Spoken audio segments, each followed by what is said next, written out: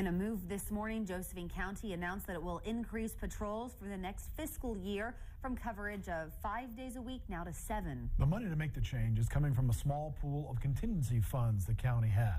Well, News Watch 12's Rob Scott explains what the change brings for the future and why critics are speaking up. Despite Josephine County's budget problems over the past several years, county commissioners have been able to hold on to a small reserve of contingency funds for a rainy day. Well, with raindrops falling outside their meeting this morning, commissioners approved the next year's budget, which dips into some of those funds. The days of a single patrol for a single shift, only 5 days a week, will come to an end in Josephine County, at least for the next fiscal year. I've never worked anywhere that we didn't have somebody to respond when a citizen called for help. I've worked in third world countries where that wasn't the case either.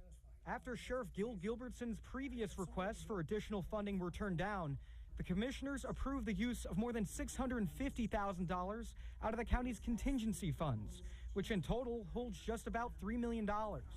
So at some point you just say, well, we're going to feed out the last of what we have and hope for something. Commissioners say they're all in for this coming fiscal year, even though they know federal support will dwindle even further in 2015 and 2016. We're not anticipating any new legislation to provide for that, and so we really are going to rely on our property tax revenue, which is right around $3.7 million, and whatever kind of reserves we have to operate the public safety system. Critics spoke at the meeting, saying this is proof the county has had money for patrols the whole time. Commissioner Harris says the critics are partially right, but the money is in the form of contingency funds. And once that piggy bank is empty, it's empty.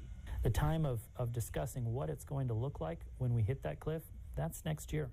That's the sheer reality of it. We haven't been in this type of a situation before. Sheriff Gilbertson says the timetable for when patrols can be moved to 7 days a week depends on how quickly they can train the new dispatchers.